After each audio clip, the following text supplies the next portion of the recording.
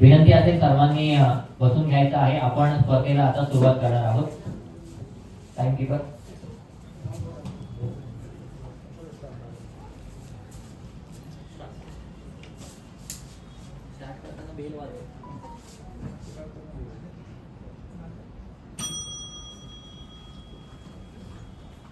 परीक्षकगण, उपस्थित मान्यवर आणि माझे स्पर्धक बंधू, आजच्या भाषण स्पर्धेचा माझा विषय आहे येवा कोकण आपलोच असा.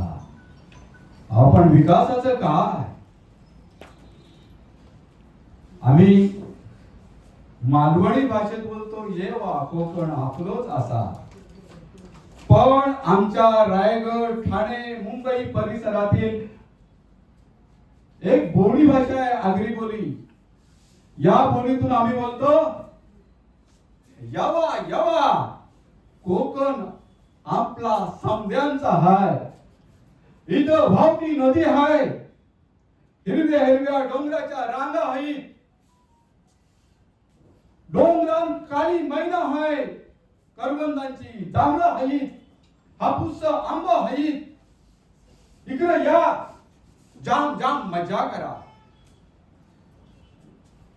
खरेच आम्ही कोकणची माणसं प्रेमळ आहोत आणि म्हणून आमच्या मालवणी बोलीतला एक कवी बोलतो, स्वर्गापेक्षा सुंदर आसा आमचो ह्यो कोकण. स्वर्गापेक्षा सुंदर आसा आमचो ह्यो कोकण. कोकणामध्ये येवा येवा, तुम्ही येवा येवा.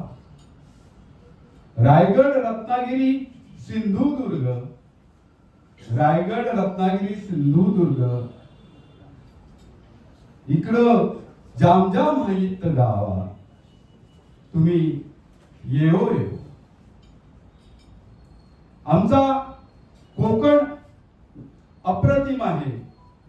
अतिशय सुंदर असा निसर्ग रम्य परिसर म्हणजे कोकण आहे. आमच्या कोकणाला निसर्गाचा वरदान लाभलेला आहे. कोकण म्हणजे काय? कोकण म्हणजे जगणे, कोकण म्हणजे जीवन, कोकण म्हणजे स्वर्ग, कोकण म्हणजे सौंदर्य, कोकण म्हणजे रंगांची उधळण, कोकण म्हणजे मनभावन. धरतीमध्ये जर स्वर्ग कुठे असेल ना तर तो आमच्या कोकणात आहे. म्हणूनच आम्ही कोकणी माणसं आपुलकीने बोलतो येवा कोकण आपलोच असा. अहो पण विकासाचं काय? विकास व्हायला पाहिजे ना आमच्या कोकणात. पावसाळ्यात संगमेश्वरच्या शास्त्री पुलावर जेव्हा 20 मिनिटे फक्त पाऊस पडतो त्यावेळेला त्या रस्त्यावर, त्या पुलावर धरणासारखं पाणी जमतं. अरे कसले हे रस्ते आणि कसले हे आमच्या इंजिनियर लोकांचे नियोजन. याला आम्ही विकास म्हणायचं का? सांगा, याला विकास म्हणायचा?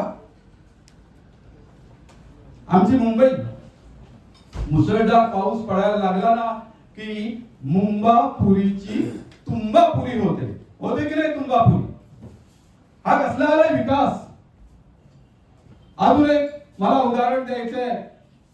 आमच्या कोकणाची जीवन वाहिनी, त्याला आम्ही हृदय वाहिनी म्हणतो, तो महामार्ग मुंबई ते गोवा. अहो 18 वर्ष रखडला हा महामार्ग. 18 वर्ष रखडला हा महामार्ग. कधी होणार तो पूर्ण? या महामार्गावर 4000 अपघात झाले आणि 2500 माणसं मेलेली आहेत. याला जबाबदार कोण? का शासनाचं दुर्लक्ष आहे. कोकणचा विकास व्हायला पाहिजे, पण कसा होतोय कोकणचा विकास?